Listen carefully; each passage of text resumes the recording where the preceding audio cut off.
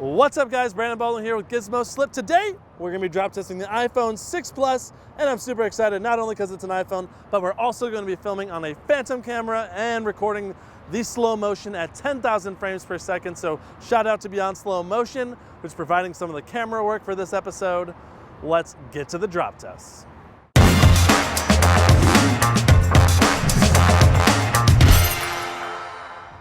We realize this is not a fully scientific drop test. However, our goal is just to provide a practical understanding of whether a phone needs a case or not. That said, we always try to have as accurate a drop as possible. That's why we use a plank with a level, so that when the plank swooshes out, the phone falls flat on the back or the face or the corner, which will slide down the side. We also use a measuring stick to keep it right at 4 feet. And we think that's a good general height for most users.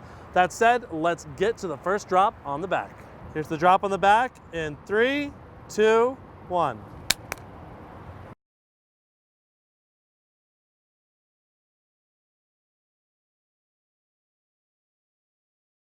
All right, guys, let's take a look at the phone. Let's see if it's okay on the back. Looks like the camera has cracked just a little bit. You probably would notice a degradation in the image quality, but not horrendously enough. The camera is not useless, I'm sure. There's lots of scratches on the back here. That said, the aluminum is really not that scratch resistant, that's for sure. But it doesn't feel too bad, doesn't feel terrible anyway. This is still a very functional phone. You probably would be just fine with it. So let's go ahead and move on to the corner drop. 3, 2, 1.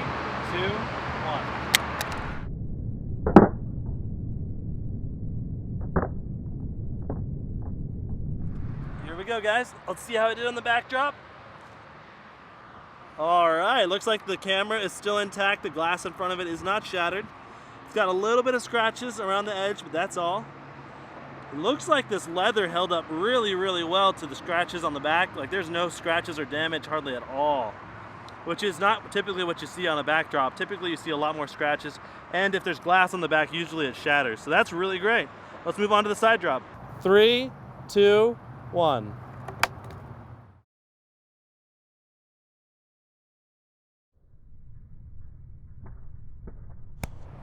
All right, guys, let's see how it did. It hit more straight on the bottom than it did on the corner. But this, again, is not a scientific drop test. This is a practical one, and that was still a really solid side impact, so we're gonna count that. But you can see that there's some minimal damage right along the bottom there, just some denting, it's almost like the paint is peeling off. If there's like paint on this, I don't see why this should be paint, but that's what it kind of seems like. Maybe like the finish on the aluminum is coming off. 3, 2, 1.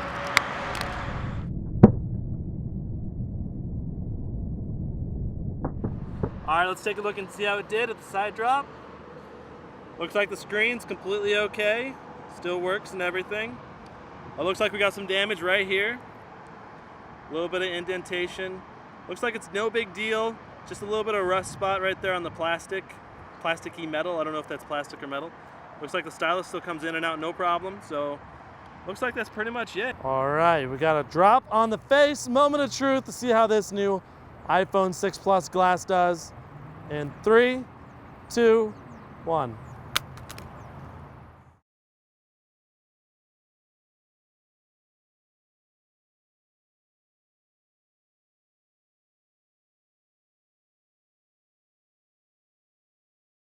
All right, guys. Well, that was not the best drop test, but it was still pretty good.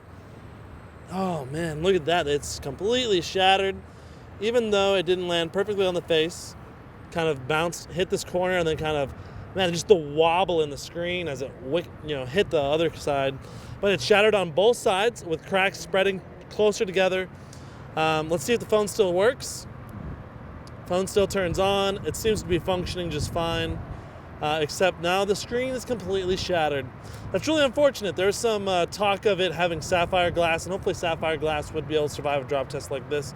And unfortunately, this did not. In 3, 2, 1.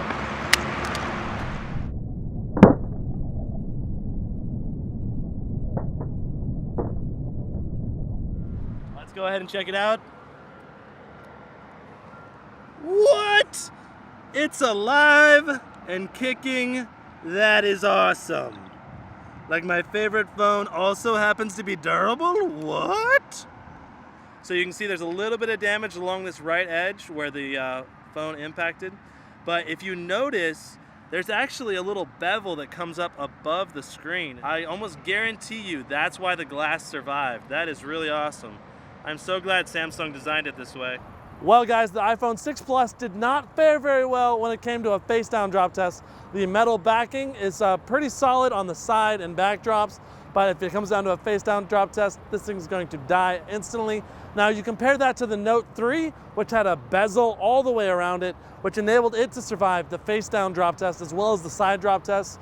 I'd say the Note 3 has a little bit better chance of surviving. So on the desire to have a case rating, I would definitely say get a case for the iPhone 6 Plus, more so than the Note 3 in this case. We'd also like to thank Squarespace. They have helped make this episode possible by providing the iPhone 6 Plus and helping pay for the Phantom rental. So big shout out to them. Just to tell you a little bit about them, they're a company that focuses around easy to use, snazzy looking websites that are versatile from anywhere from an athlete to a musician to a restaurant to a general business owner. All of them are easily applicable inside of the Squarespace domain. If you're interested, go to squarespace.com/gizmoslip and put in the code SLIP, S-L-I-P. Now let me tell you just a hair bit more about them.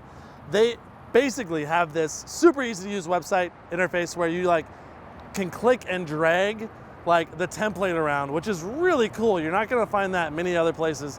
And you just click and drag it around, drop your photos in there, and it's super easy to use. If you can edit your Facebook profile, you can make a website that looks pretty darn cool, and that's what Squarespace is all about. So if you're interested, again, go use that code and that URL and go check them out. So big shout out to them. Guys, be looking for the destruction video for the iPhone 6 Plus, which will be coming out probably in a few days, depending on when we can get some awesome destruction things planned up for it. Our original plans were kind of canceled, so we're gonna have to go do something else that's equally awesome. So anyway guys, we'll see you around soon. Brandon Baldwin signing off.